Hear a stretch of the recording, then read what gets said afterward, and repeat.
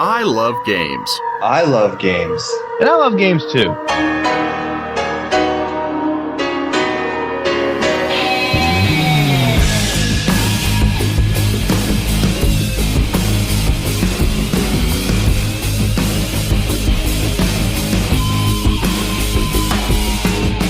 Normally, a lot of you know our stance on pre-orders and the used game business as a whole, but if you do indeed live in North America, this applies to you, so listen up. Pre-order numbers are used by publishers as forecasting to predict how a game will sell. For well-known franchises like Halo and Mario, these numbers are mostly unnecessary, but with smaller games, we can use this reserve system to our advantage. GameStop, an exclusive partnership with Nintendo, is bringing Xenoblade Chronicles to North America. Their projections are low, and the sales of this title will have an impact on other Wii exclusives such as The Last Story, Pandora's Tower, and probably more titles on other platforms. If you want to see these games come to our region, now is your chance to show your support. Even if you are not interested in Xenoblade Chronicles, we would like to encourage you to invest $5 on a pre-order and pick up the game on April 2nd, 2012. This will help ensure that titles such as the ones we have mentioned are localized for Western audiences. The game is reviewing very well in Europe, and remember, you don't have to buy the game alone, as you and your friends can split the cost and share the game. It may not seem like a big deal now, but someday the game in question could be one that you really want to play. This message is brought to you by the Gamesmen and our friends at Nintendo-Oki.com. Thank you. So, I've been sick, the last couple of days. Yeah. And, man, I was at work today and I was stuck in the truck. And, I'm in the truck, dude, and I'm feeling poop soup, right? Yeah. I'm feeling it. I'm like, oh, man, what am I going to do? I'm out here. I'm stuck. There's nothing I can do, right? So I have to literally drive like 1.5 miles to the Walmart and use the Walmart bathroom. Oh. Which is scary enough in itself, right? Did you buy something? No. No. So I walk in, I run into this stall, and there's nobody in there. I'm like, oh, thank God. So I'm in my, work coat and all this stuff. So I take my coat off, I hang it up, and by the time I hang it up, the place is full of people in the bathroom, right? Yeah, so I sit down, and, the bubble guts. I'm trying to just discreetly go about my business,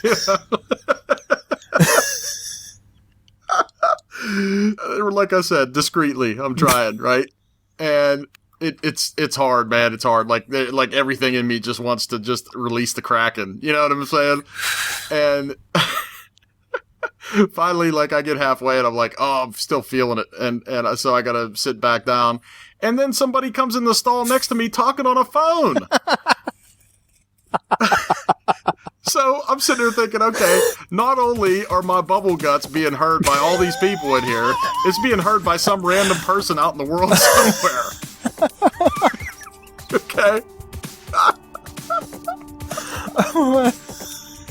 Oh, God, it was like using the bathroom on the island of Misfit Toys. God, it was awful. I hope you gave them a courtesy flush. Draw your sword, knock your arrows, and ready your spellbook. It's time for another episode of The Gamesmen. What role will you play?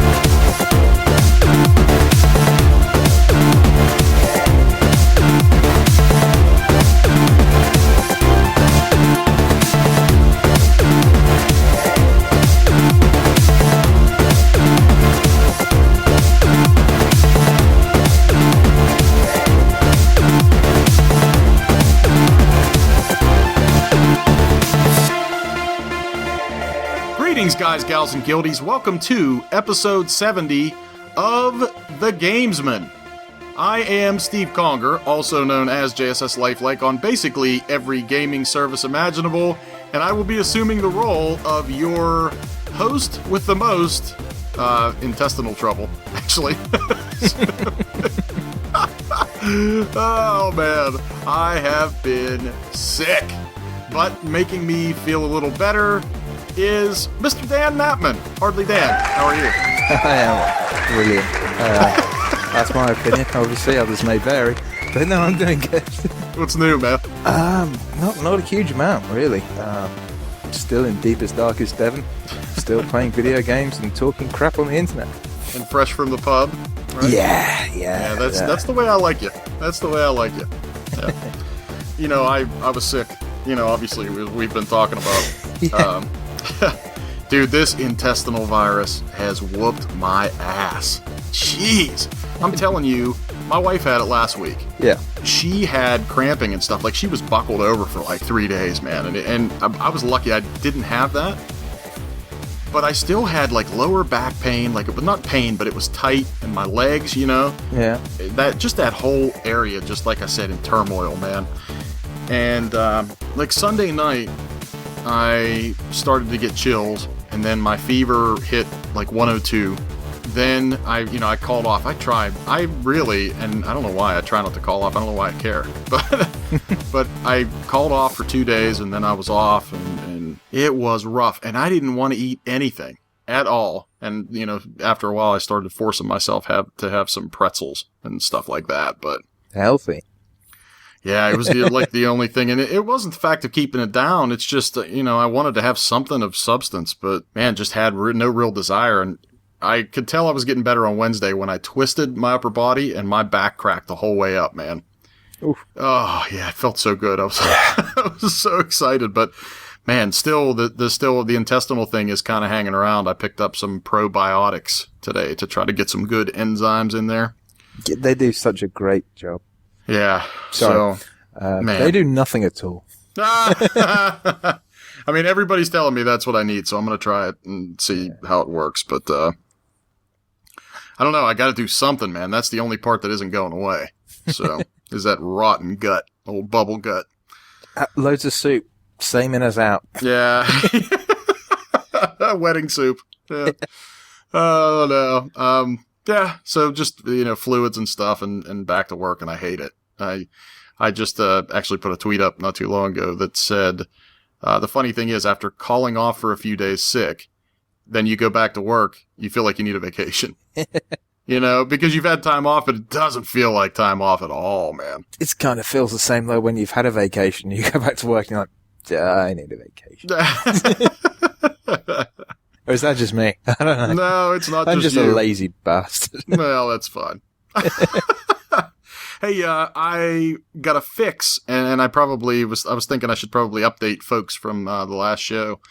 I found a fix for my PlayStation 3 flickering problem. Oh, yeah. Yeah, I remember you had some kind of issue with that. Mm-hmm. It was the PlayStation 3. No surprise there. Yeah. So after deep research on Twitter, I found it in a comment on YouTube, of all places. Okay. So you go into the settings in the cross media bar and into display, and there's a setting, I think it's all the way at the bottom of that category, and it's called Deep HDMI Color. Oh, right, yeah. And I turned that off, and all of a sudden, no problems anymore. Sweet. Gone. So the only thing I can figure out is maybe it and the TV are trying to do the same thing, or the receiver. Yeah. Maybe the signals are getting crossed, and some kind of conflict going. Yeah. So if any of you people, I've heard and I've read that LG TVs, which is what mine is. It's what mine is as well. Yeah, there have been some issues with that, with the new PS3 Slim. So if you're having that issue, then maybe that's what your problem is. Maybe. Hopefully. But that's about it for me. Just typical stuff without getting to what I'm playing and what I'm buying and crap like that. So what's going on with you? Yeah, not much. Drinking, smoking, gaming. Mum's been away for a while. I've had a nice little break looking after her place. She came back earlier on this week and just gave me an earful for no apparent reason. No one really wants to hear about that. So I've been drinking more. Yeah, it's all pretty much status quo. There's some ducks. I've got a little river along the side of my place. There's some ducks that have decided to stay there, so that's kind of cool. Get to look at them. There'll be some little ducklings later on this year. And apparently we're getting snow this weekend. Other than that, nothing's changed. I think we're supposed to get a little bit of snow this weekend, too. Yeah. Man. Happy spring. Woo. Man, it's been up and down and up and down and up and down. I've been wearing a t-shirt the past couple of days. It's been warm. Now it's like, yeah, we're getting snow. Oh, for Christ's sake. Oh, I shaved the beard. Whoa, what? Yeah. I don't know, dude. I was sitting there thinking, what better way for me to sort of get back on the track to feeling better? You know what I mean? Yeah. Like, it's just another thing that I'm just shedding and leaving it behind. So I shaved it. I still have the fat goatee that was there, Yeah. But, back to sideburns and goatee for, 8 months? Something like that. See, I would do that, but I get the most vicious shave rash. Yeah.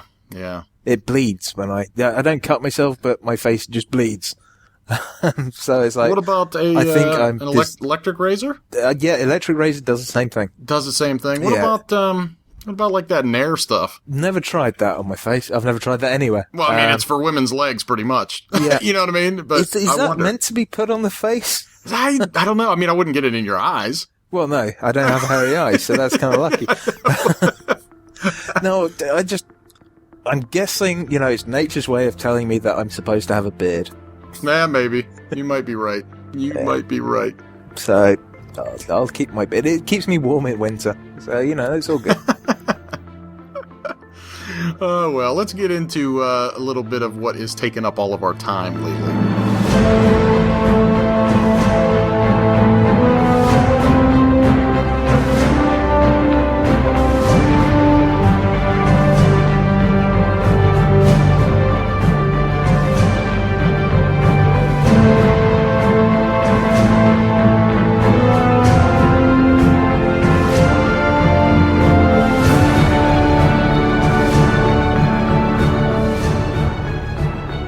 Dan, I see here on the outline, I'm seeing Mass Effect 1. Yeah, I've the good Mass Effect. So you're playing the good Mass Effect. They're all good. Basically there was a bit of an issue with my pre-order for Mass Effect 3. I got given £5 credit, and I already had £8 something credit with the store. And I had a choice, I could spend it on physical copies of discs at $2.99, or I could be an idiot and buy Mass Effect 1 for $12.99 and download it immediately and play it that day. So I spent $12.99 on Mass Effect 1 and downloaded it and played it that day. And I'm still playing it because I forgot what an amazing game it is. It's so good. I it's also a nice forgot how huge RPG it was. with shooter elements, isn't it? My plan was to, blast through Mass Effect 1 and 2 on my PC, because I didn't want to affect my Shepard on my 360. Mm-hmm.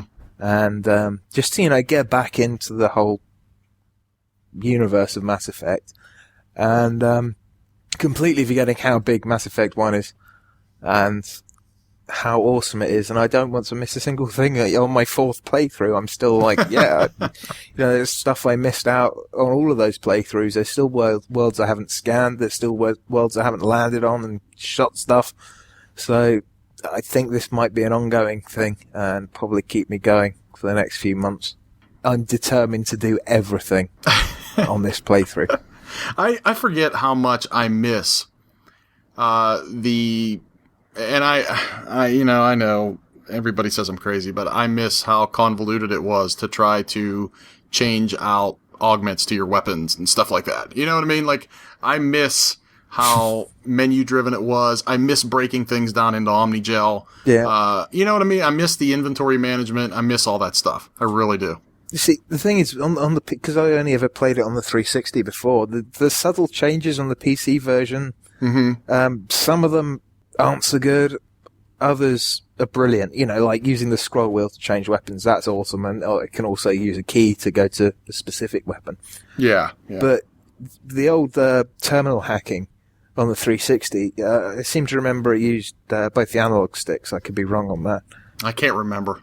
But on this, it just uses, the WAS and D keys, and you've just got to move the arrow to the middle when there's nothing in the way. And it's so easy. It's ridiculously easy. Which, I kind of like, because whilst I want to do everything, I don't want it to take forever. I'd quite like to finish up before next Friday. Yeah. Or either this Friday, because I'll be playing Mass Effect 3.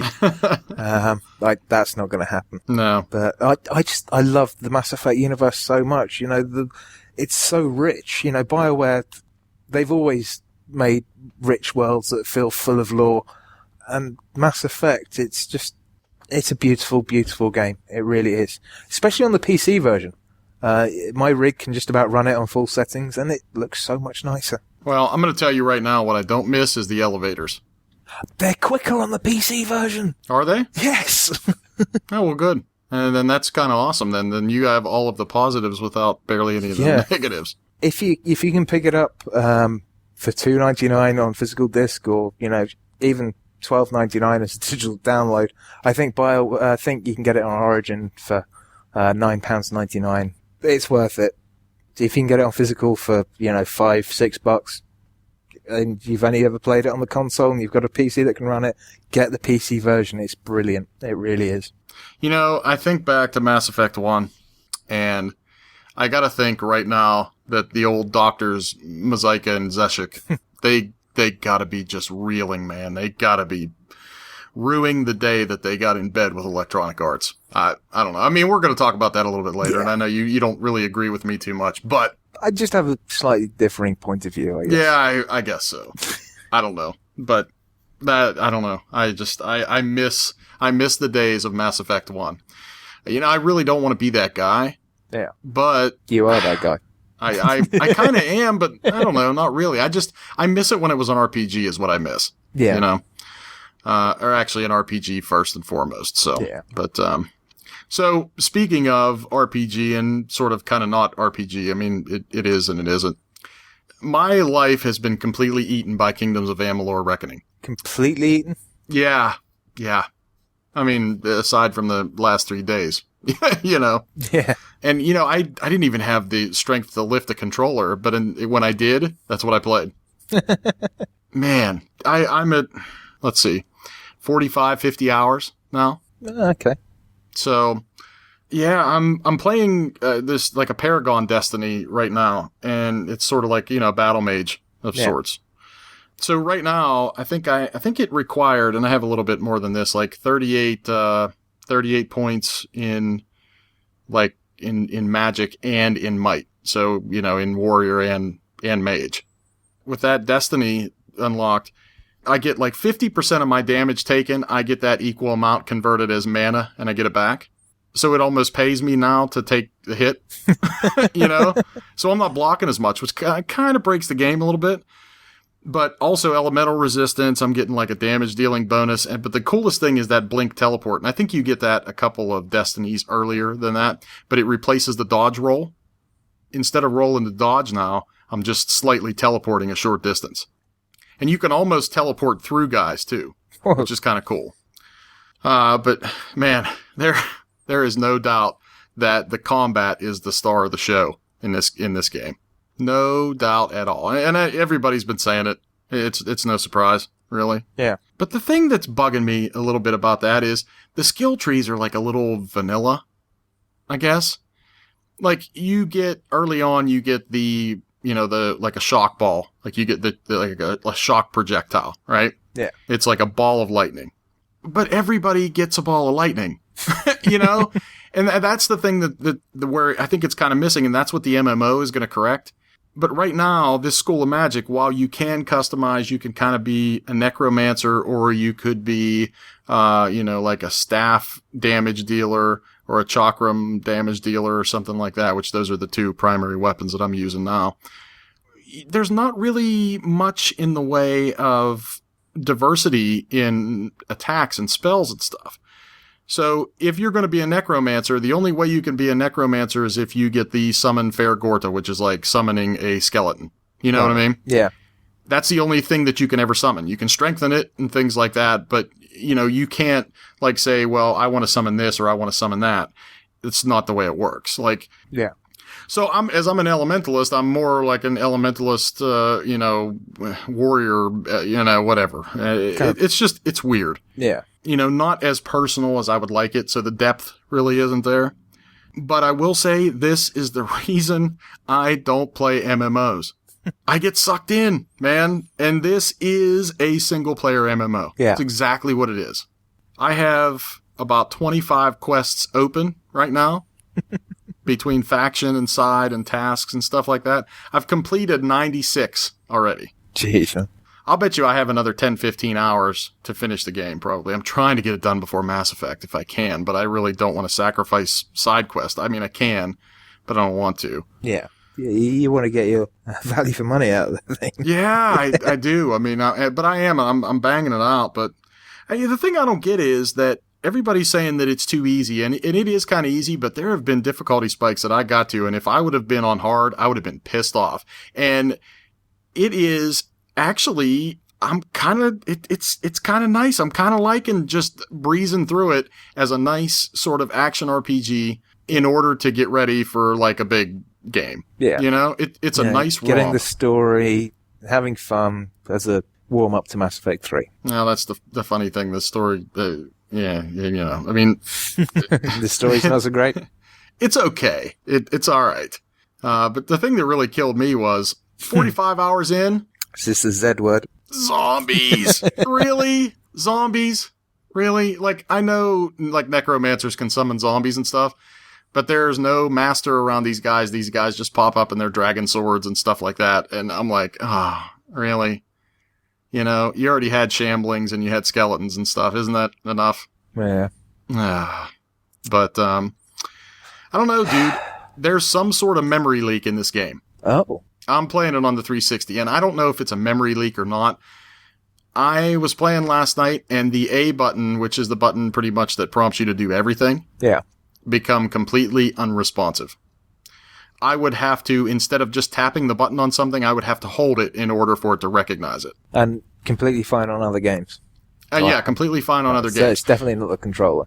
Well, no, it's not. I went in last night and sold a bunch of my crafting components because I had a ton, and all that's saved into like a different sack. Like you have a sub bag for all your components and stuff. Yeah. And I think that maybe it was just getting a little too big because it was weird. Like, the interface selling things to a merchant was getting unresponsive too. Like I would press it and it would take like 2 seconds before you'd hear the cha-ching. Right. I'm not sure, man. Something's up there. And I think maybe it has something to do with how long you've had the machine on and if your inventory is that full. Because I started it up not too long ago, and it seems to be fine and back to normal. But I didn't go back to the area that I was having the problem in. So, it could be an area thing, could be memory, could be... Yeah, I haven't fully tested it yet, but something's up. Something's definitely up. But like I said, man, the story... The main story is okay so far, and some of the faction quests are kind of cool, but, just the fetch quests and stuff, they're just laughable, man. It's just like story and the voice acting are, I don't care. Just press the X button. Can we get through this, please? And I can go get you your 4 pelts and come back and be done and get some experience, So like it is really like a single player. Yeah, that's the reason, dude. That's the big thing. It is just, I know. And that's why I don't even get close to it. But the voice acting, some of it's okay, and there was one the other day. This chick was selling stuff in the town of Rathier, and she literally sounded like Horshack from Welcome Back, Kotter. Like she's like, buy all the best things in Amalur, and I'm sitting there waiting for her to say, Mr. Kotter.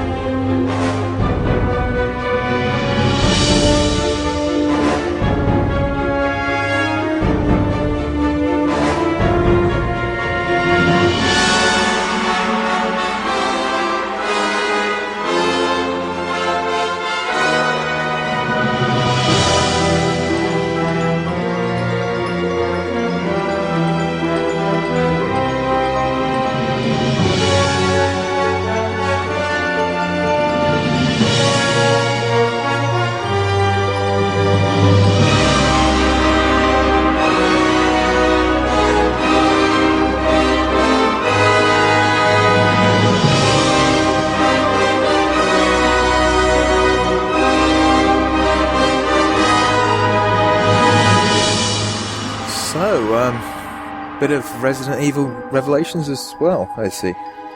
Yeah, color me late to the party on this, too. That seems to be my MO as of late. Yeah. Yeah, Lisa got me Resident Evil and the Circle Pad Pro for Valentine's Day. Well, technically, she found out that she got it for me after I picked it up. Yeah. You know? You bought me this. Oh, yeah, did you like it? Yeah, it was great. Cheers, man. Oh, man. So, yeah, but the second analog makes all of the difference in the world. Wow. Big time. You know, we've all got so used to having 2 analog sticks now. Yeah. Seems silly for anything to come out without it. You know, that thing kind of drives me nuts, though. Like, it's supposed to be all sleek, and it's supposed to sort of feel like a classic controller Pro. And for the most part, it feels pretty good. And then there's that IR transmitter on the back that's like this big bar that whenever you lay your fingers over the sides onto, like, the shoulder buttons. Yeah. And which the left one, you're still using the shoulder button on the 3DS itself. Mm. And on the right, you're not. It's weird. Like, my fingertips sort of just kind of touch it. And it's just uncomfortable. Yeah. A little bit. It's not bad. And all I have to do is, like, consciously, like, pull my fingers back just a little bit and I don't hit it. But, man, that thing. I mean, neither here nor there. The game's actually kind of cool, dude. It feels kind of encapsulated, though, like, in the beginning. Like, you literally feel like corridory survival horror type of, it's that type of setting. Yeah. Until you get to about the 3rd chapter and you're on, like, a floating city. Okay. And you're controlling Parker and Jessica. Like, they're the 2, like, cardboard cutout partners for Chris and Jill in the other parts of the game, like the other time periods of the game. Parker's such a douche anyway, you know, and Jessica's just this typical, like, hot chick that apparently is very apt at her job, you know, which it's kind of unbelievable. But it's Japanese. So, yeah.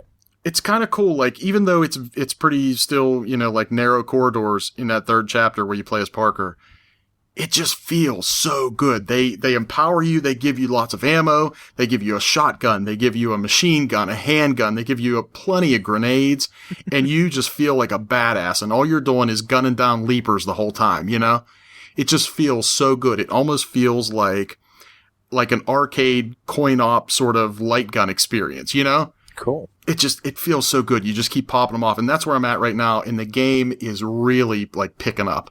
You see, that was everything I said about Dangerous Hunts. Yeah.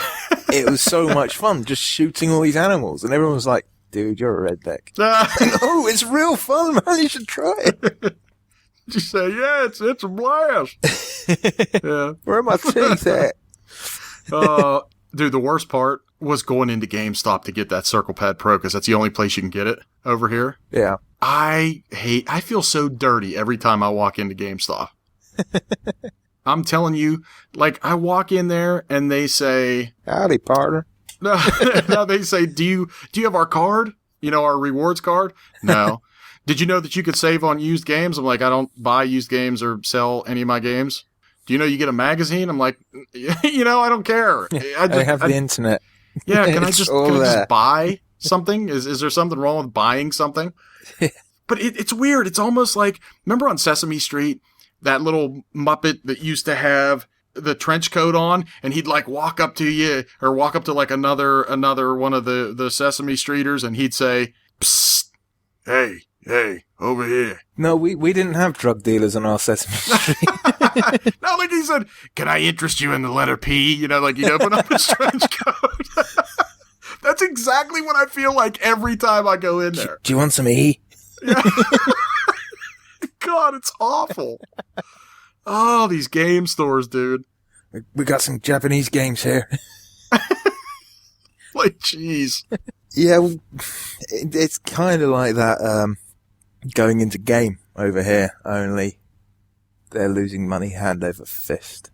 Yeah, I did read something about that. Yeah, which is why I got that £5 credit, because my pre-order for Mass Effect 3 Collector's Edition, and I know you don't hold with pre-ordering stuff, but... Yeah, good. The Collector's Edition is so hard to get in the UK if you don't everyone Well, it's hard to wants get it. here too. Yeah, you know, for some stuff. See, it's weird. Like in GameStop, you could go a year later Yeah. and find them cheap. $4. You know? Yeah, I know. Yeah, so I ordered it. I completely forgot that I pre-ordered it in October. And I was bitching about how I couldn't get hold of a limited collector's edition of Mass Effect, and checked my orders on Game and saying, oh, I've got it. Brilliant. It's ordered. Don't have to worry about it. I'll cancel that other order that I've got. And then it turns out that EA have lost all faith in Game, and they're not allowing them to sell any of their new releases after SSX. So I get an email from Game saying, sorry, we've had to cancel your pre-order. Here's £5 Oh, man. credit. Which, They must be in bad shape, huh? Well, yeah, not including the £5 they've given to everyone that's pre-ordered any version of Mass Effect. And I'm also assuming they're probably doing it for people that have pre-ordered Tiger Woods, not that I think anyone would have. But just not being able to sell Mass Effect 3, people reckon it's cost them $2.5 billion. Wow. So way to go, EA, for Yikes. ruining a multinational company. Good Wow. for you. In any other time and place, people would probably be rejoicing that, you know, something like GameStop is going down. But the fact is, this company, that they run Game and GameStation over here, and the only two shops, apart from my supermarkets, on the high, well, they're not even on the high street, the supermarkets, but the only two shops on the high street are Game and GameStation. If they go down, there is nowhere in my local town for me to buy games. Yeah. Unless I go to a supermarket, which I'm not going to do because they only ever have the latest releases and they're always sold out. So, you know, there's going to be no, you know, picking up a cheap old game. There's going to be no picking up a pre-owned game. Not that I do that often. There's going to be no going in there and looking at the hot chick that works behind the counter. I mean, well, what about Amazon? I mean, you still have Amazon, right? Yeah, but there's something that I like about, you know, going into a brick and mortar store and having a look at the stuff on display, whether or not I happen to buy it there. I know. You know, I kind of like, believe it or not, I kind of like human interaction. And You're crazy. yeah, I know. You mean human interaction? Do you mean like two people speaking on Skype and recording themselves, or what are you talking No, I just basically mean perving on the attractive girl that works at Game. Oh, man. Yeah. It's almost as if gaming as a pastime has been devalued. You know, the chances are they're going to go under. And it's, you know, it's going to be a really sad day when I can't buy a video game on the high street. Yeah, I mean, I get what you're saying, and I am kind of that way, and that's the reason why I was going to Kmart every week, you know. Nothing to do with the vouchers. Well, I mean, that's a big thing, but the thing is, for me, buying a game is just so much more than buying a game. Like, it's the ritual of going to the store every Tuesday. Yeah. It's the ritual of peeling that plastic wrapper off, like, inside the car and looking at the instruction book before you even start the car to go home. Yeah, you know what I mean? Quite often, if there was a game I was going to buy that I was really looking forward to, I'd go into town on release day. I wouldn't drive. I'd take the bus, so that on the bus journey back, I could open it up. You know, I'd look at the back, read everything, look at the manual. Mind you, there's not much of a manual anymore. Yeah, I know. And, you know, just sit there and look at my purchase. And, you know, maybe I'd have bought a magazine as well whilst I was in town, or perhaps, you know, a guide for the game. And, you know, I'd sit there, start flicking through it. That's the weird thing. Whenever I do get a guide for a game, I don't use it as a guide for the game. Yeah. I play the game and then go through the guide going, oh, I should have done that. Yeah, it is kind of sad. I get it. But then I guess it's the economic times we live in. Yeah. But screw you, EA. That's screwing up my high street. Yeah, there you go. Well, speaking of walking into physical shops and buying things, I got a new phone. You didn't, did you? Yeah, I got a new phone. A couple of Saturdays ago, my aunt got married. You know, 69-year-old aunt. This is her second marriage. My uncle had passed away a couple of years back. And, you know, it's irrelevant. But she recently reconnected with a high school classmate of hers that lost his wife to cancer a few years back. So he's, you know, pretty good guy. I had a good time. But that morning, I was running around because Lisa had picked me up a new suit. And they forgot to take the ink tag off. Oh, God, dude, yeah. So Saturday morning here, we're running around, going back to the store, trying to get them to take the ink tag off. And I told her, while we're here, why don't we stop at the Verizon store? And she said, okay. So we go in there because I told her that they had buy one, get one free Droid Razrs. Yeah. You know? And even though the battery life on the Razr was, you know, for all intents and purposes, you know, everybody says it's shit, you know? Yeah. It's not terrible, but it should be better, you know? So I was talking to the guy a couple days before, and he had said, well, if you have the extra money, the Razr MAXX is on buy one, get one free. And, you know, it has the extended battery. That I'm like, man, that's perfect. That's exactly the phone that I want. And so I told her about it, and she said, yeah, that's fine. So they were $299, so $300, buy one, get one free, right? And I had a $50 Verizon, customer loyalty credit or something on my account.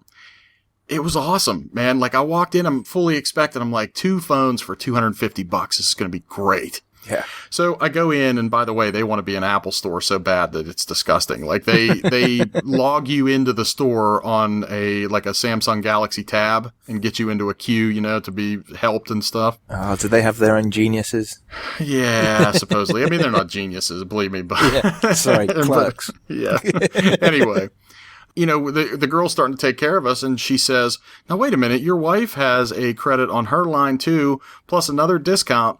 We walked out of there with 2 brand new, not even a month old Droid Razr MAXX smartphones, 4G smartphones, $159. Jeez. For less than the price of a regular Razr on contract. So the only catch was we didn't literally walk out of there with phones. They had to order them, and they shipped them to us. But they only took 5 days, you know, counting the Sunday.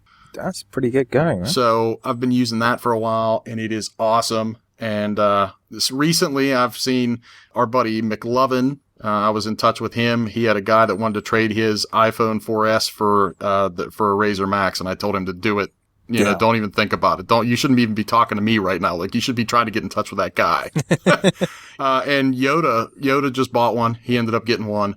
Man, this phone, I'm telling you, dude, I took it off the charge at 6 a.m. through the day, probably about 6.5 hours talk time. Like, I tried to talk to everybody that I knew, you know, through the day. I got a new phone.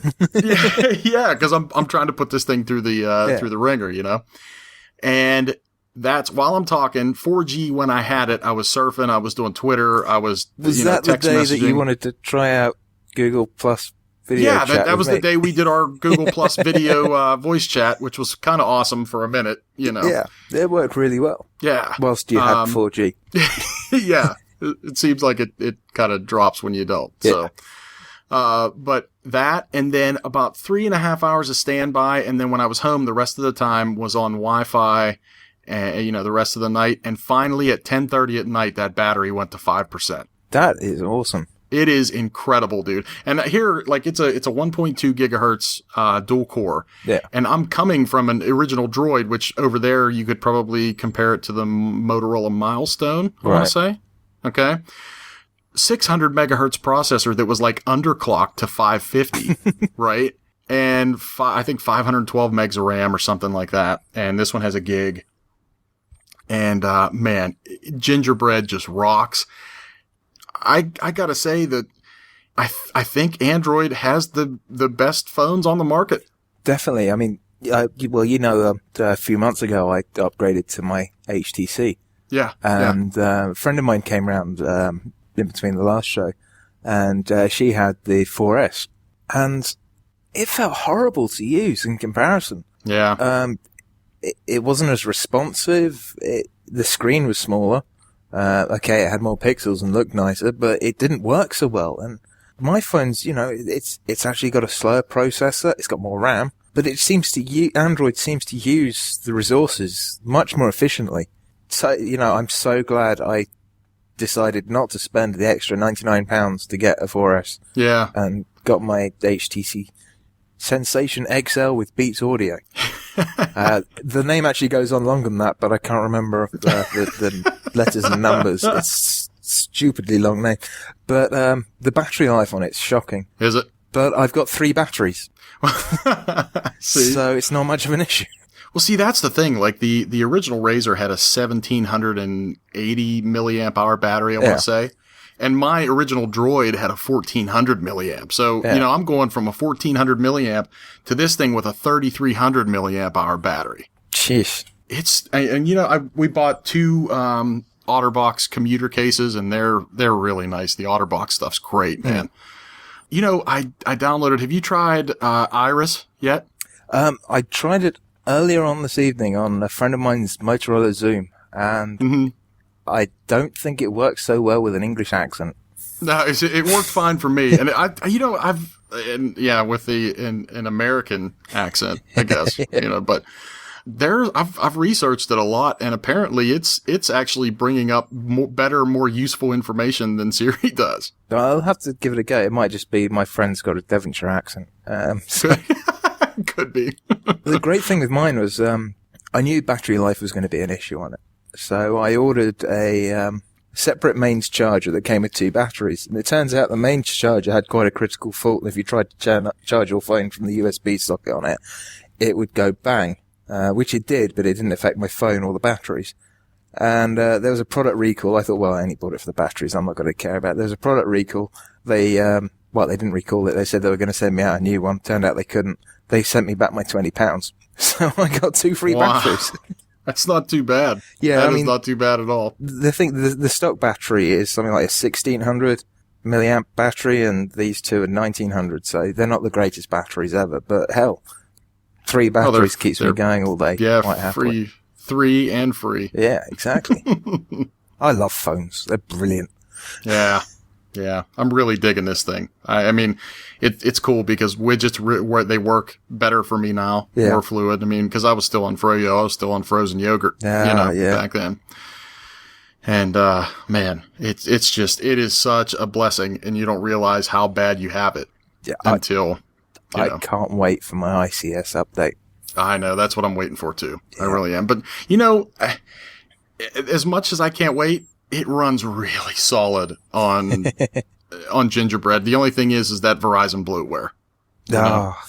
It sucks. See, that's the great thing with HTC. They've added, they call it Sense, HTC Sense, and it is really good. It connects all my contacts, be it Facebook, Twitter, Skype, WhatsApp, and amalgamates them all into one. Yeah. Gets rid of all my duplicates with no hassle at all. I haven't lost any contacts, and then it's all backed up with my Google account. It's fantastic. Yeah. I never need to save anything on my SIM ever again. Well, see, and that's the thing, the stuff that I hate is VZ Navigator. I already have navigation on my phone. Yeah. I don't need your Verizon Navigator. I don't need your Verizon Social Stream. I don't need your Slingbox. I don't need all that. You know what I mean? Yeah. But the one thing that I will say that's on there, and it's part of the actual Moto Blur, the actual Motorola UI and the little components that they plug in. There's a thing in there called Smart Actions. What it is it's a series of if-then statements. All right. And the visual user interface are little batteries, and you can plug them into the tree. So one battery will say charge equals no. Okay, so that means if it's off the charge. Yeah. Then the next one is battery equals or battery less than 25%. Yeah. So if the battery's less than 25%, and it's not on the charge, turn off Wi-Fi. Exactly. It'll turn off your GPS, it'll turn off your Wi-Fi, it'll turn off your background sync, and it'll dim the screen. That's cool. So it's cool, yeah. And you can use it with the GPS, let's say whatever the address of your work is, you get to work, it'll automatically put it on vibrate. Oh, that's awesome. It's really cool. There are a lot of little neat things that I'm finding with it now. And anybody that has a regular Razr, I think the ROMs are basically identical because the hardware's the same. It's just that the battery's bigger. Yeah. But so far, man, what a godsend. It's amazing. It's amazing.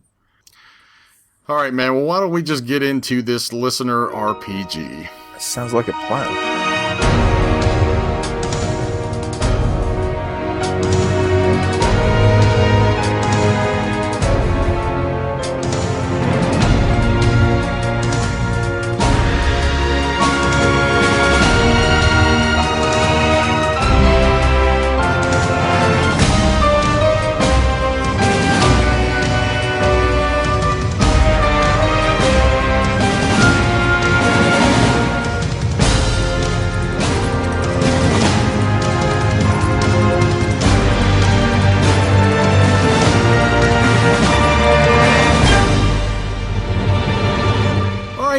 we're going to do something we haven't done in a while now. We're going to play some RPG. But we're going to have a little twist to it this week. We're not actually going to assign each other any roles. We're going to take all of our sort of communicatory responses that we've gotten from people, emails, voicemails, things like that, and we're just going to turn them into random encounters and boss battle, and, throw some nice JRPG music underneath them. Some battle music. Sounds like a plan.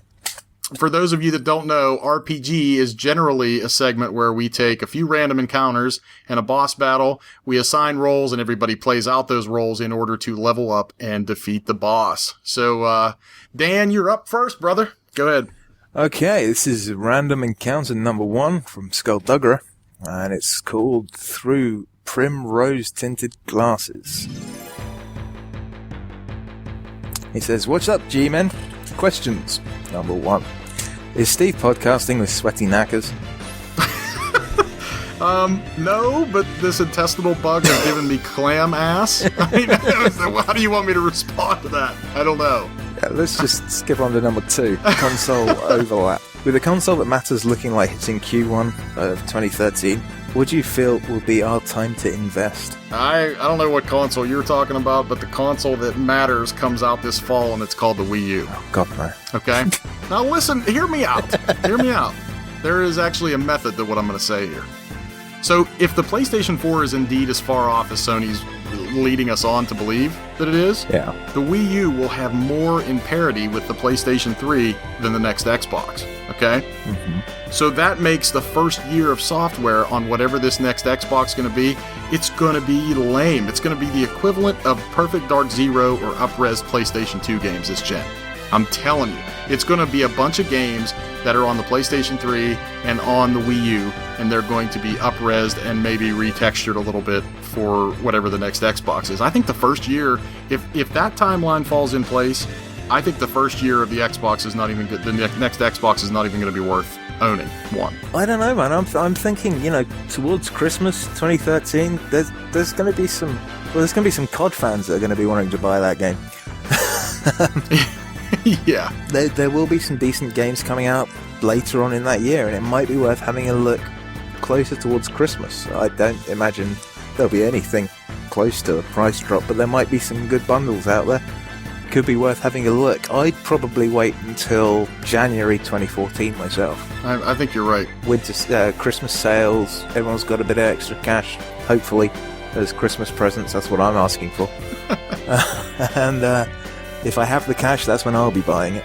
But I certainly won't be getting the Wii U. I was down on it first too, but I'm slowly coming around to it. Oh, that controller, man. Slowly coming around to it, man. I still don't think that we've seen it in the final state. Already one of my predictions for the year is that what we've seen so far is going to be drastically underpowered from what we're actually going to see. Yeah. And I think the same could be applied to the design of the controller and everything else. I think everything you've seen is prototypical. I love the idea of having a touchscreen with like a main screen. The way you can use it to maybe set waypoints on a map or equip stuff from your inventory. That's fantastic. But whether that should be part of the controller, I'm not sold.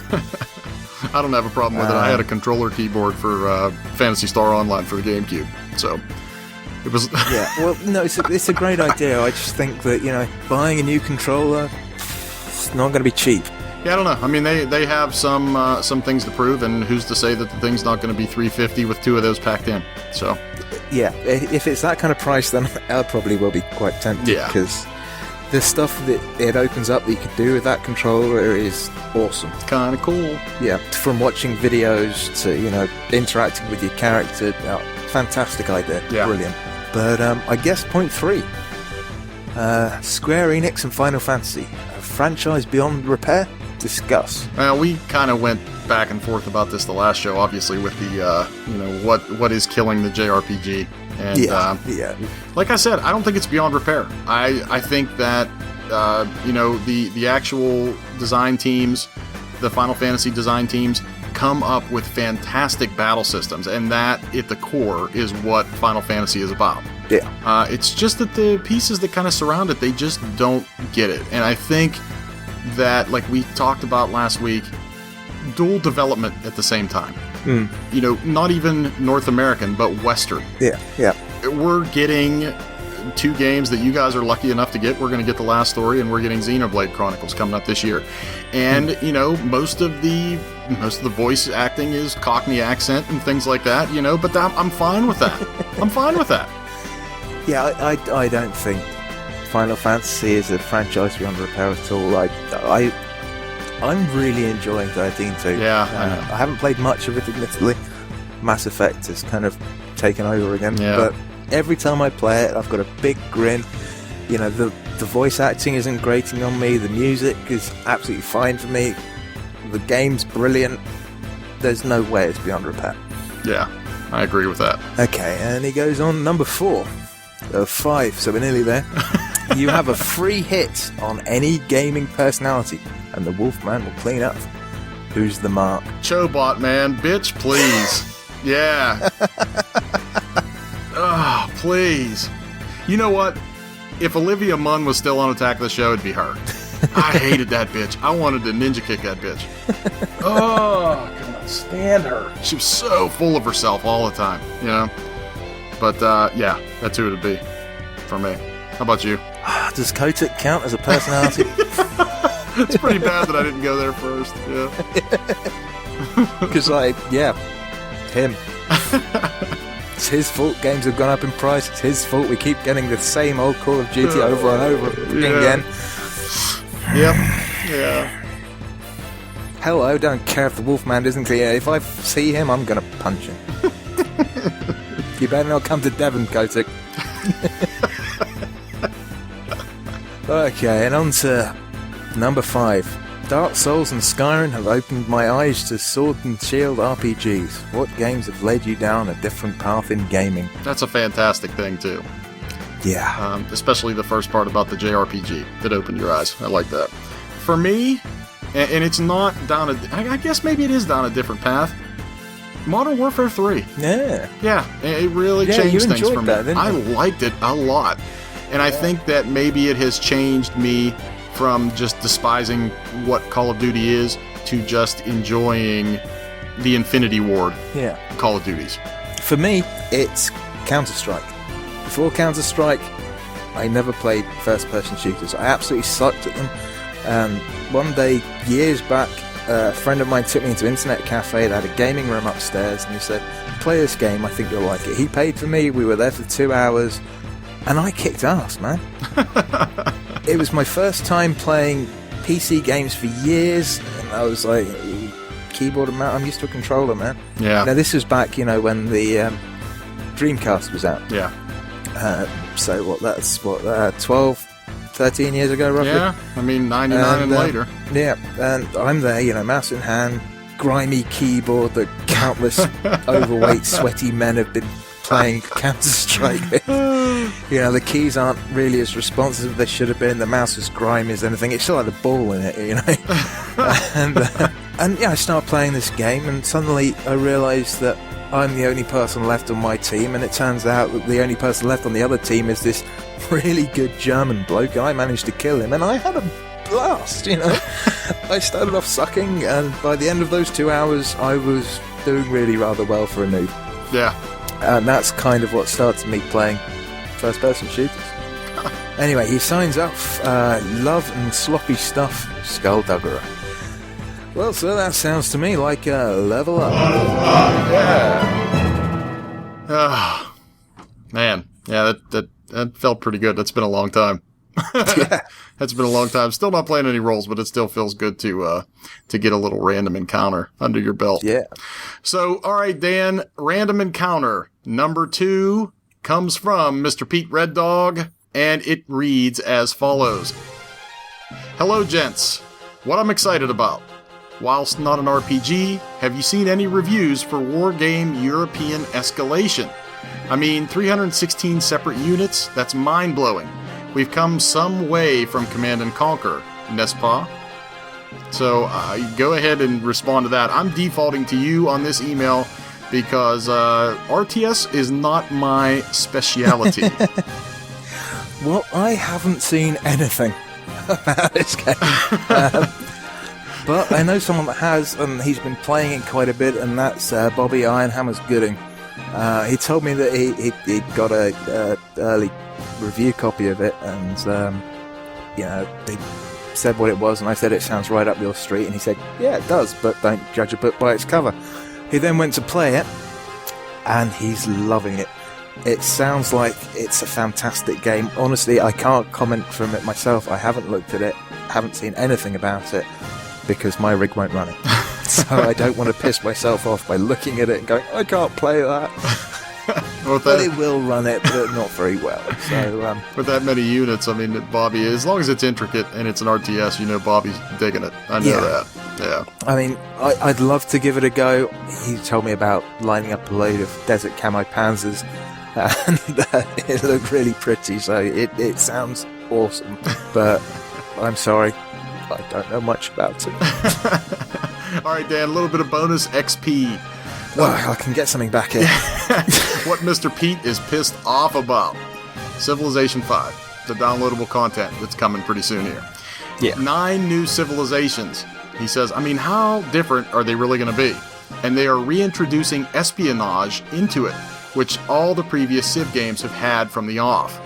It whiffs of shameless ripoff to me, and Take-Two are getting worse at it. So, Dan, have at it. Civ 5 DLC? Okay, well, we'll start off with you being pissed off about reintroducing espionage. They're also bringing in religion. Yeah, you didn't I think mention I did read that. Yeah. That used to be in the previous games as well. Now, the fact is, now's probably not the time to be pissed off about it. You probably should have been pissed off about it a year and a half ago when it wasn't in the game.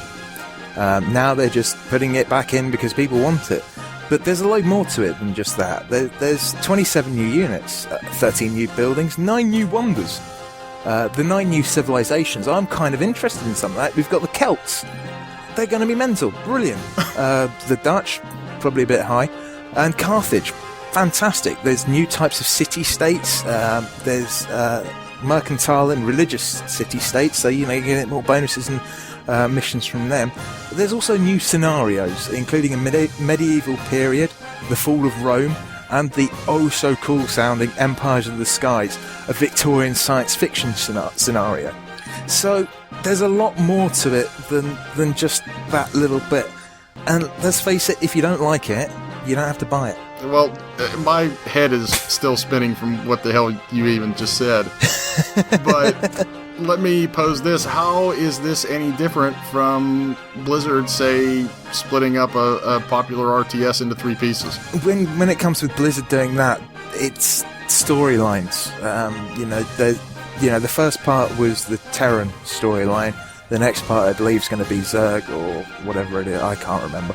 But, they are actually having standalone stories, and there's a lot of gameplay, and when you get to the multiplayer side of it, it's a completely different way of playing StarCraft 2. There's a load of new units, they've augmented a load of stuff. It's going to change the way people play the game. So, I don't know, it's kind of... You've got to look at it. I mean, the next edition of StarCraft 2 is actually a completely different game. This is an expansion, so it's not going to cost as much. It's just adding some kind of cool stuff. I'm going to take your word on it. And he goes on to say, whilst neither of these games are RPGs, they are still games, and we are all men, hence it qualifies for the Gamesmen. That it does. Cheers, lads. Pete Red Dog, eaten by a Gru, and that sounds to me like a level up. Okay, well, random encounter number 3 comes from good old CP Matthews, and he says, "Greetings, Gamesmen. I really enjoyed your Final Fantasy 13 Primer episode. I never finished Final Fantasy 13. Some might say I never started it, as I only played for 29 hours or so. Lol. Anyway, your remarks about the evolution of the Mass Effect franchise to a more action-oriented gameplay got me to wondering, what, in the qualified opinion of ones who play roles, must a game have to be called a role-playing game? Is it customizable equipment, optional side quests, optional companions, stats to upgrade, or levels to grind?" Well, okay. To me, Western RPGs really aren't RPGs at all. Now, before you start groaning, just follow me on this line of thought. Okay? Okay. All right. If you take away all of the combat and progression mechanics out of these games, you're left with story. Agreed? Yeah, Okay. definitely. So, to me, playing a role requires embodying a character with a pre-established backstory. Okay. Not a generic-faced cipher. Okay? Yeah. You know, the thing is that you have to assume a role to play a role. Okay. You know, an established role. I remember, you know, in my youth of tabletop role-playing, you know, using, like, modules with prefab tunes in them that forced you out of your comfort zone. Like, you couldn't just create your own character, which most of the time we did anyway, but, you know, but by the same token, we came up with a backstory and all this other stuff, you know? Yeah. But the problem with the interactive medium is that when you're designing a character to your likeness or to the way that you want it, you can create a backstory, but that backstory is not going to be incorporated in the narrative that's being told. Okay. You see what I'm saying? Yeah, I do. I do have a question to ask. Okay. There. All right. Mass Effect. Okay. Shepard in the first game has a backstory. You can choose what it is, but there is nonetheless a backstory. And this is true. But he or she is not really just a cipher. Yeah. I don't know. I think that Mass Effect 3, or not 3, but the Mass Effect series is sort of and more the exception than the rule. Right. Because I think BioWare has done the best at crafting and sort of melding the 2 or 3 together. You know, like I think about Amalur. That character I'm playing, it could be anybody.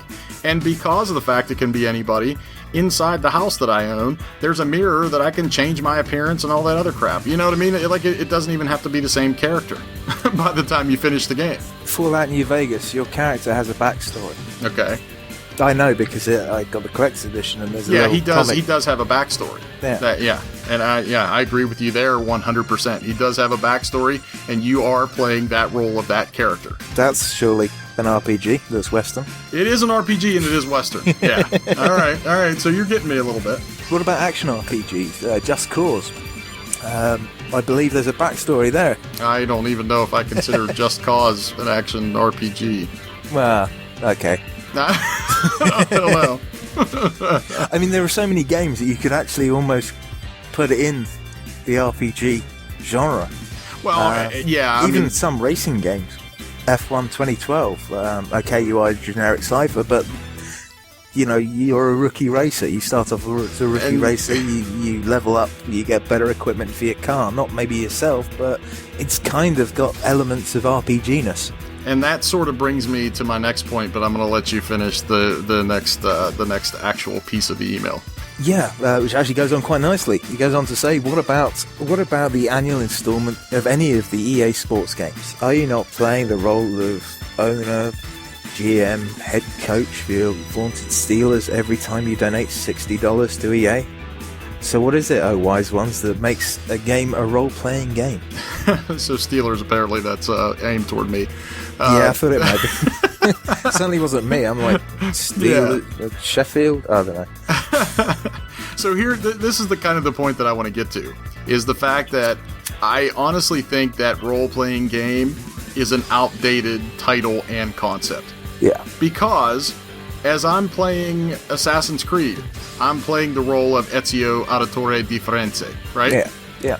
I am carefully traipsing around the world, and I am not doing anything that Ezio himself would not do. I am playing the role of Ezio. Yeah, you even get punished for doing stuff he wouldn't do. Exactly. So, to me, I think it's kind of outdated. Like, I think they're more narrative stat optimization games. Yeah. You know, I think that is the solution. It's not what makes a role-playing game a role-playing game. I think what needs to happen is that the role-playing genre needs to be redefined. I couldn't agree more, because I'm looking at my library now, and there are so many games there that, you know, as tenuous as it would be, you could call a role-playing game. Yeah. I mean, Afro Samurai, Just Cause, Grand Theft Auto, Fahrenheit, Left 4 Dead, for Christ's sake. You could almost count that. I know. Mass Effect 2. All these games that have little tiny, minuscule RPG influence in them. Yeah, and, well, you know, we're playing the role of Chell in Portal and Portal 2. Yeah, exactly. I think that is probably one of the best examples that you can give for this argument. Yeah. But yeah, that's my opinion, and I am RPG till I die, and to me, RPGs just aren't RPGs anymore because they have sort of seeped into the cracks of every other genre out there. Yeah. Looking back with hindsight, Frogger, you're a frog trying to cross the road. Yeah, that's your role. That's exactly right. and you know, he sort of has a predefined story. He is a frog that needs to get over 2 lanes of traffic, over some logs, on some lily pads, or into a lily pad at the top of the screen. And the story's the sexual imperative of frogs. I know. So, I guess what we can take from that is pretty much everything, in one sense or another, is a role-playing game. Exactly. Yeah. He finishes off saying, "Have a good show and a better tomorrow, C.P. Matthews." And to me, sounds like a level. All right, so that's 3 random encounters, and you know what that means? It's time for the boss battle.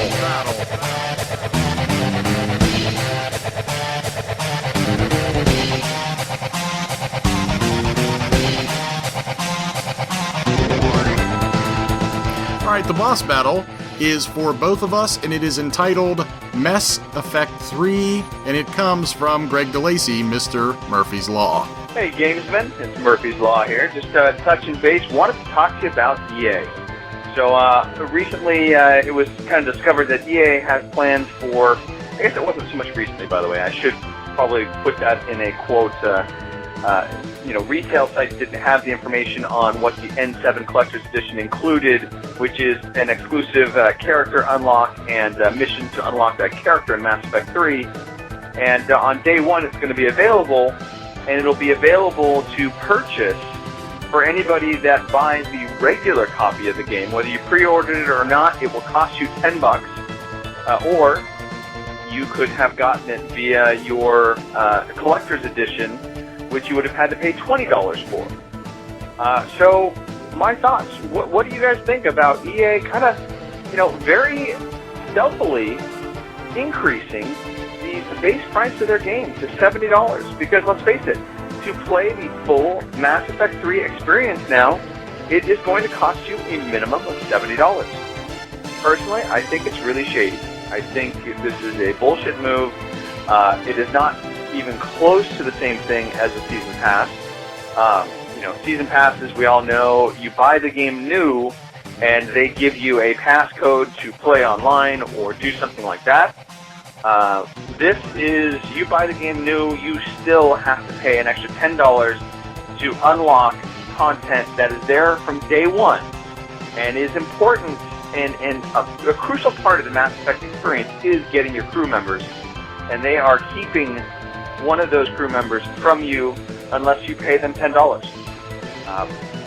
I cannot tell you how upsetting this is, and honestly, just what a bad precedent this puts, because, again, this is EA's way of trying to inflate their game price to $70 at minimum to buy Mass Effect 3 for the entire experience. Anyway, give me your thoughts. Love to hear it, guys, and as always, keep up the great work, and I'll talk to you later. All right, Dan, I'm going to let you have first swing at this, but I do want to say one thing really quick. Okay. This smacks to me of EA saying, okay, we have a multiplayer in this game, which that can suck up the online pass, so now let's find another way to get an extra $10 out of people. Well, this is the way I see it. Mass Effect 3, on its own, without the DLC, is going to be a complete game. It's really hard to talk about this without touching on what's got people so riled about it. So that kind of involves a spoiler. Okay, so should we tag it, or what? I think everyone that's interested in this probably already knows what the spoiler is. So we'll tag it as a spoiler and we'll just go on regardless. Okay, so spoiler, 5, 4, 3, 2, 1, Dan, go. People are really pissed off because that crew member is a... God damn it, I've forgotten the name It's a of the race. Prothean! Prothean, that's It's a Prothean!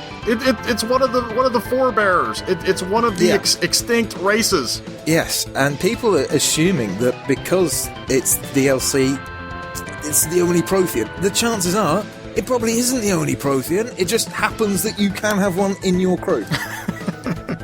The story is just going to be about getting that Prothean in your team. It's not going to affect the game story one iota. It is extra content for people that want it. If you want it, pay the $10. If you don't want it, tell them where to stick it. Now, the thing is, right, people have this kind of, because it's day one and it's been made before the game's released, people seem to have this misplaced sense of entitlement that they should get it on the disc for free. I'm sorry, you're completely wrong. When you buy a car, you don't expect all the extras for the minimum price of the car. You have to pay extra for those extras. That's why they're called extras. When you buy a game, you buy the game. This is the game. Mass Effect 3 is the game. The extra content is extra. It's not necessary. If you want it, buy it. If you don't want it, leave it. It's as simple as that. It really is. I don't know if it's that simple. The problem is, and this is the reason why everybody is as up in arms as they are, is the fact that last time in Mass Effect 2 there was no multiplayer, but they still got away with this Cerberus network. I mean, it's not technically called like a season pass or whatever or online pass or whatever they're calling it now. Yeah, and that was the way to get money back from pre-owned sales. Exactly. But the thing is, the only way that they could get away with having that online pass, that Cerberus network, was to give you, obviously, like you said, free DLC day one. They gave you a crew member, Zaid, as worthless as he was, with that Cerberus network. Okay? But the thing, and the thing is, they've already set that precedent. That's the problem. They've set the precedent, and now that they have this multiplayer, which is probably only developed for the sole reason of, a legitimization of an online pass. It's probably going to be good in its own right, but come on. Does Mass Effect really need a multiplayer?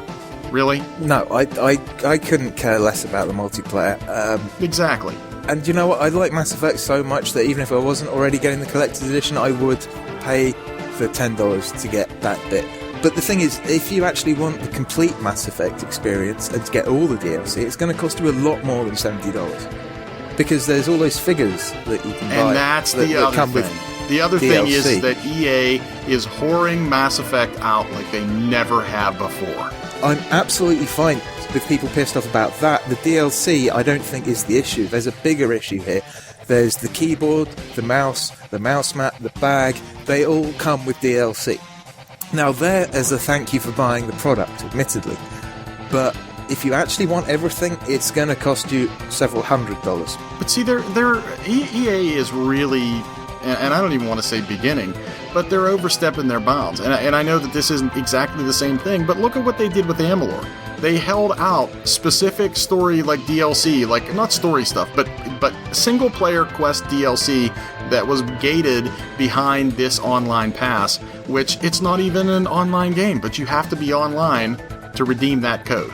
That is ridiculous. But then, a friend of mine does a lot of gaming on his tablet, and it's even worse for people on Android. Oh, yeah. He's bought a game for £5, and he can't actually finish the game without buying more of it. Now, that is unethical.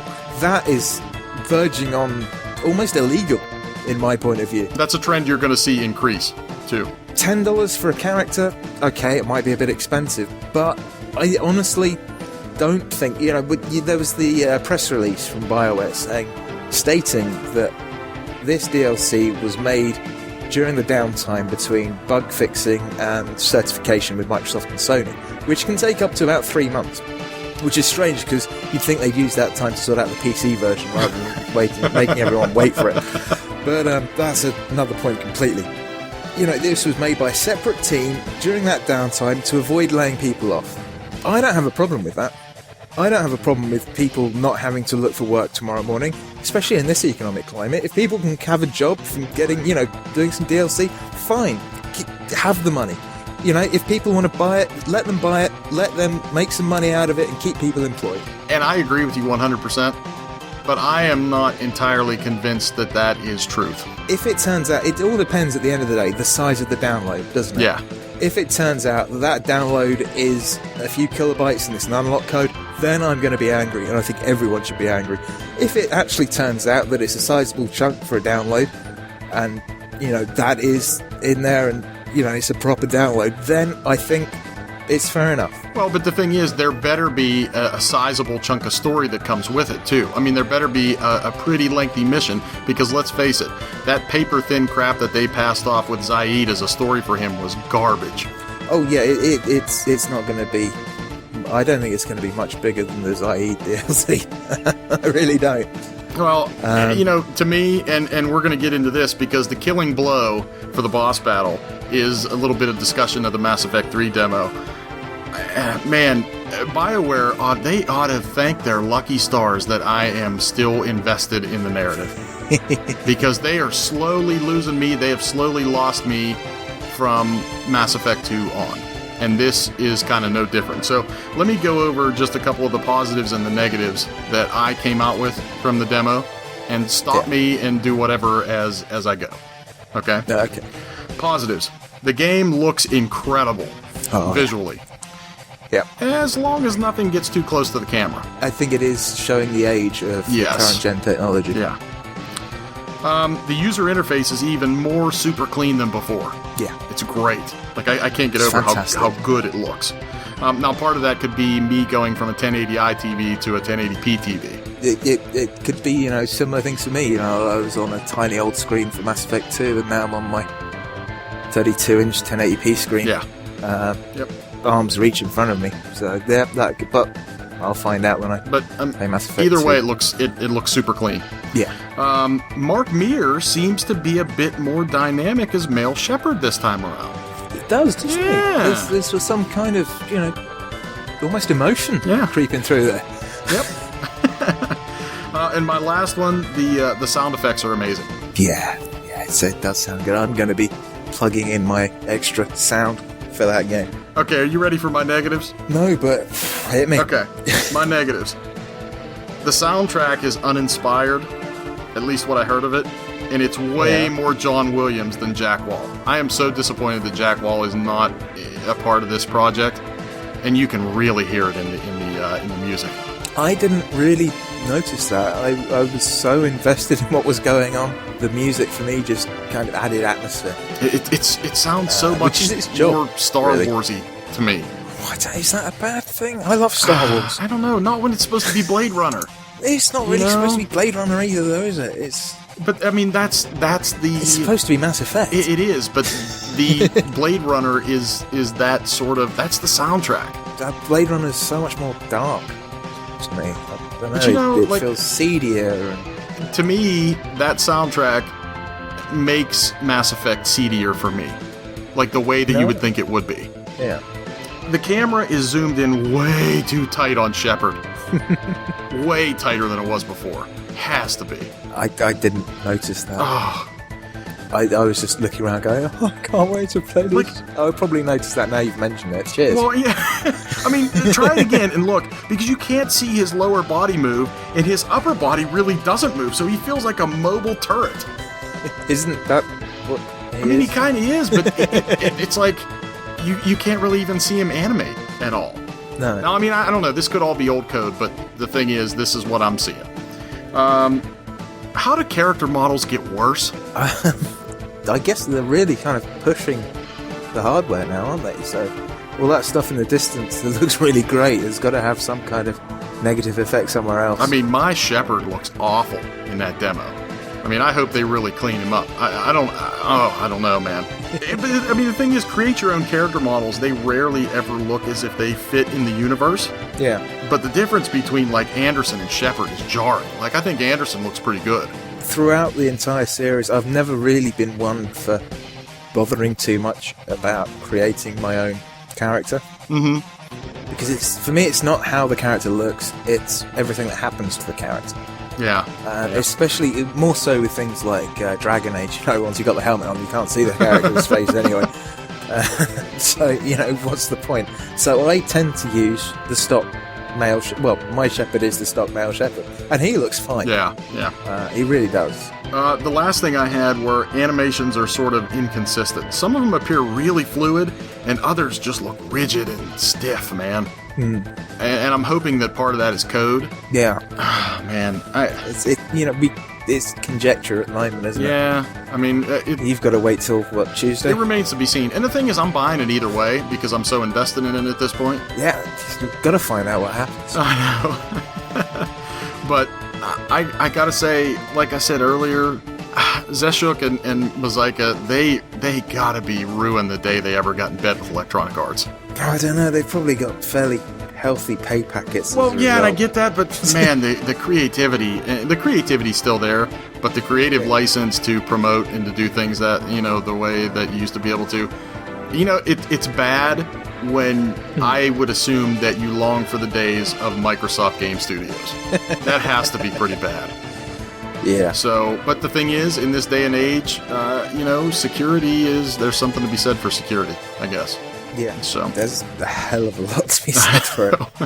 But what I got from that demo was just a small bit.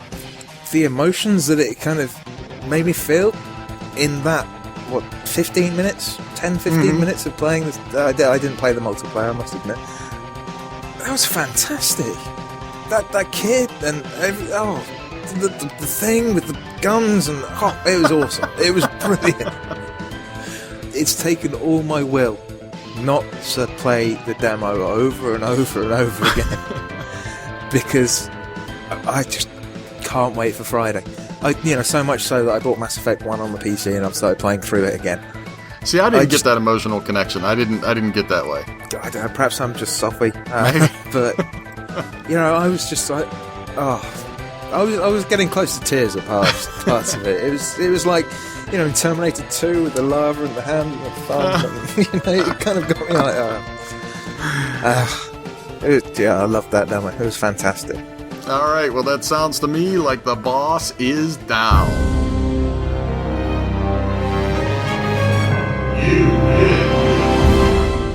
All right, Dan, that's RPG. Long time coming.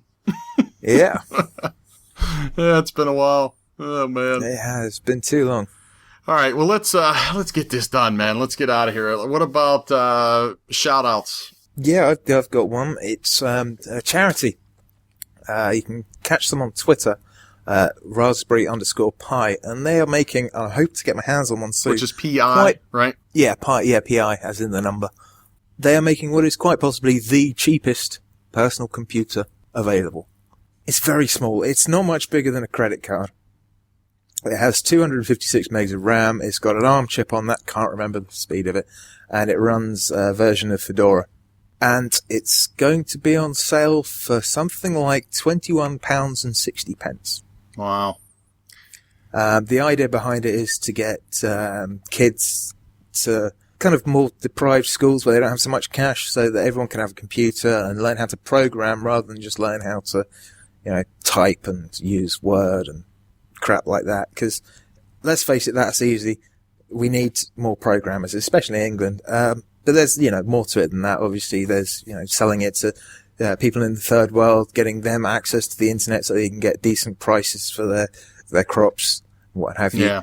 And I really want one because it'll stream 1080p video, and I can have this tiny little rig taped to the back of my TV upstairs in my bedroom, wireless keyboard and mouse, and watch movies in bed. It sounds awesome.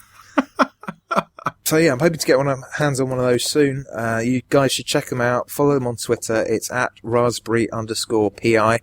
And their website, just Google Raspberry Pi computer. It's dirt cheap.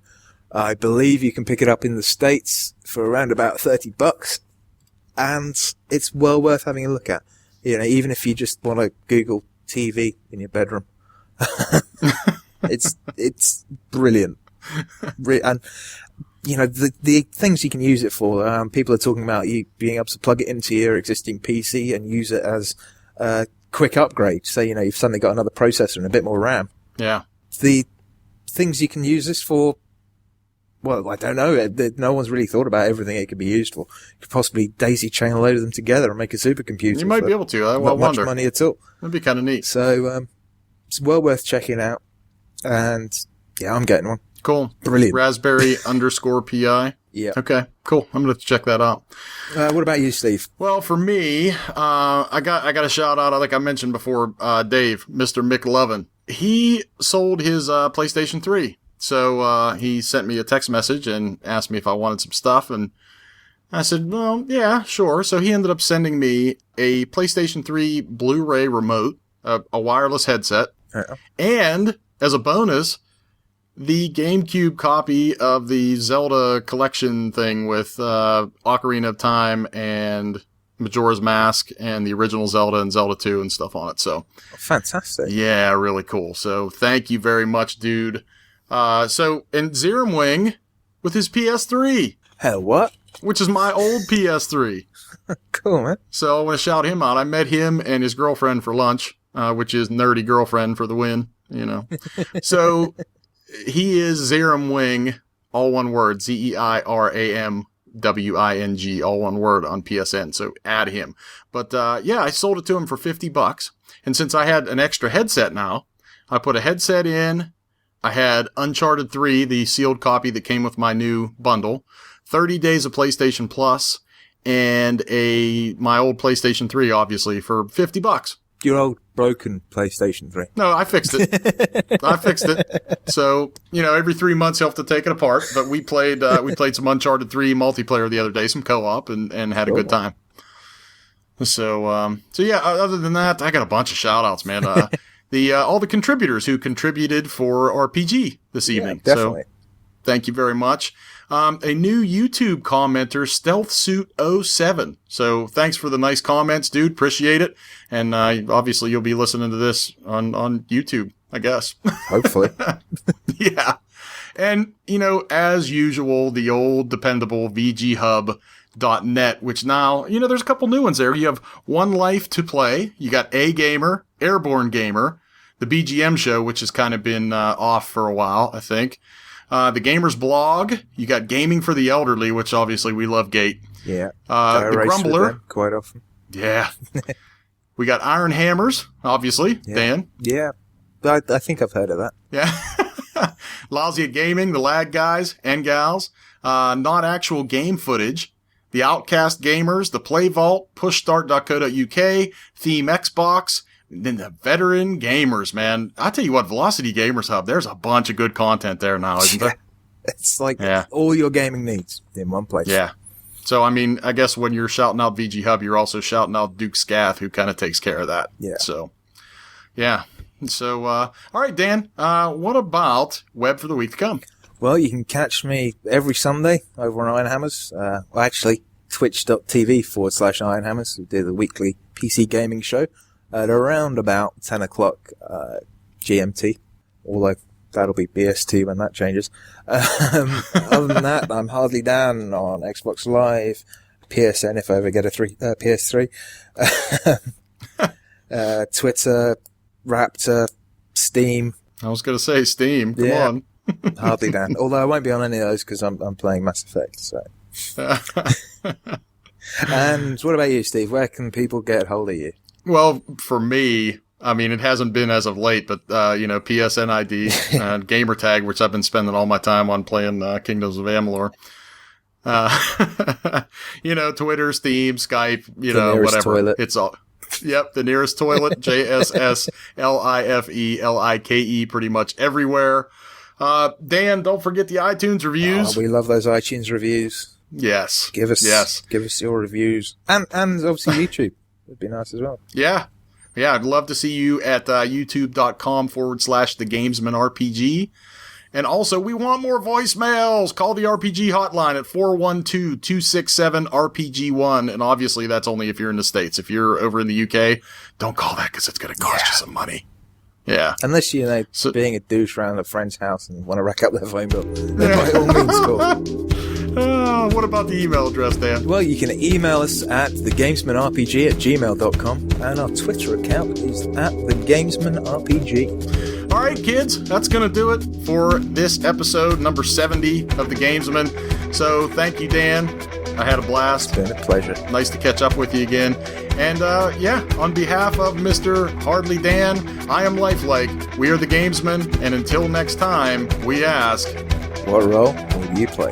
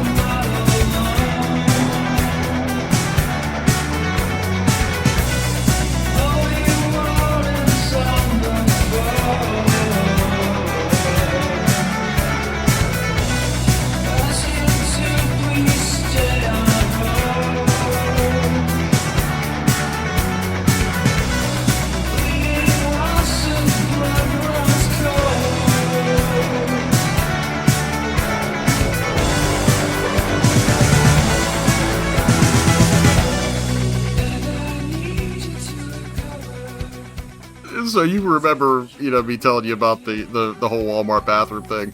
Yeah. Well, there was something even worse than that. Oh, God, no. Surely not. The day before. So, my wife and I, we're trying a new fertility clinic because we didn't like the other one, right? Right. And we get there, we kind of like it. So they want me to come in for a donation, obviously, if you take my meaning. Yeah. You had to leave a deposit. Yeah. Because they think that maybe with the testicle infection that there could be, like, my soldiers could be lame. Yeah. I mean, what could be happening is my immune system could be attacking the sperm and coating it in a, like, anti-sperm antibody thing, which would not even allow it to pass through into the egg. Right. You see what I'm saying? Yeah. So I have to go down there for this test, and dude, I'm sick. I'm trying to get. Is it self-service? Oh yeah, it is. Unfortunately, and I'm already sick at my stomach. You know what I mean, from this stupid flu. And the deck's already stacked against me when I get down there. The first thing the woman says, I need your driver's license, I need your medical card, and I need your prescription. And I'm like, oh shit.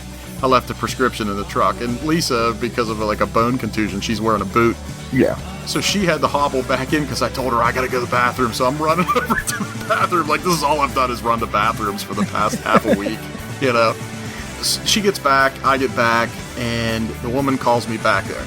And I'm walking in, and I'm walking back there, and like I'm walking through like the whole like HR department or something. There's like all these people, and they're looking at you like, who's the new guy and shit.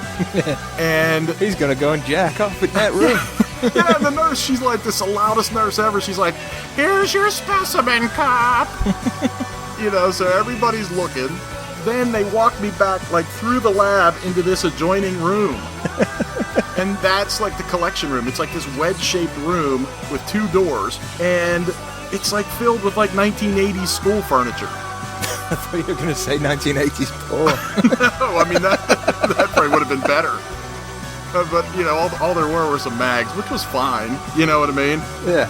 But I sit down, and I'm sitting there, I'm already thinking, man, this is going to be a chore, So I find something visually appealing, and I'm sitting there, and all of a sudden, I can, like, hear through the walls. I heard this one woman brought an egg salad sandwich for lunch. That's not the sandwich to bring to a fertility clinic. What do you got? I made it here. It's egg salad. Oh my god! And then I can hear the other guy in the lab clicking his mouse. So is that a euphemism? Well, that's what I'm saying. If I can hear him clicking his mouse, I mean, I'm sitting there thinking that they're going to hear somebody. Can someone stop that incessant fapping? Please. Jesus, man. Oh god, dude! It was the worst collection room I've ever seen, and I've seen a few so far.